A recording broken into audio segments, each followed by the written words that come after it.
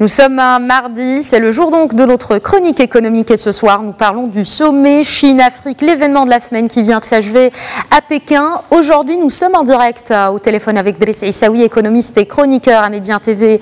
Bonsoir Driss Issaoui. Bonsoir. Alors on le sait, le forum sur la coopération Chine-Afrique confirme l'intérêt stratégique du géant asiatique pour le continent. La Chine a décidé hier d'investir 60 milliards de dollars en Afrique. Elle montre ainsi sa volonté de jouer le rôle de leader dans les relations économiques avec notre continent. Quelle lecture faites-vous de cette initiative ? Il est tout à fait évident que la Chine, quand elle a convoqué justement ce forum, avait dans l'ambition de mettre, si vous voulez, toute la stratégie et les moyens qui suivent un peu tout son positionnement, tout le positionnement économique, commercial et stratégique qu'elle avait sur l'Afrique. Aujourd'hui, c'est un contexte très particulier dans lequel elle se positionne et véritablement aujourd'hui, elle annonce la couleur par rapport aux autres forces et aux autres puissances mondiales qui voient en Afrique une réserve de croissance et une réserve de développement pour le futur. Et justement, Driss Issaoui, le sommet Chine-Afrique intervient dans un contexte marqué par un combat de titans opposant les États-Unis, l'Europe et la Chine après le sommet de Pékin. Peut-on dire aujourd'hui que la Chine a pris une longueur d'avance sur ses concurrents occidentaux ?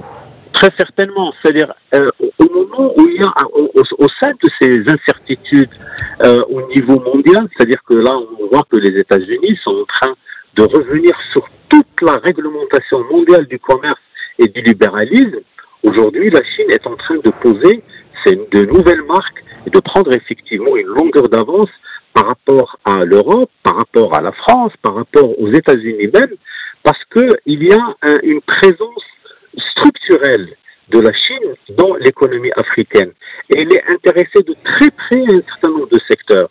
Et le fait d'avoir consacré 60 milliards de dollars pour l'aide au développement, c'est probablement une somme tout à fait dérisoire par rapport à l'économie chinoise. Mais pour l'Afrique, ce sera des leviers qui permettront aux pays africains de commercer de manière plus intelligente, plus dynamique avec la Chine. Alors, Driss Issaoui, certains observateurs considèrent aujourd'hui que cette stratégie chinoise en Afrique est aussi une nouvelle forme d'hégémonie, notamment par le poids de la dette des pays africains envers la Chine. Qu'en pensez-vous ?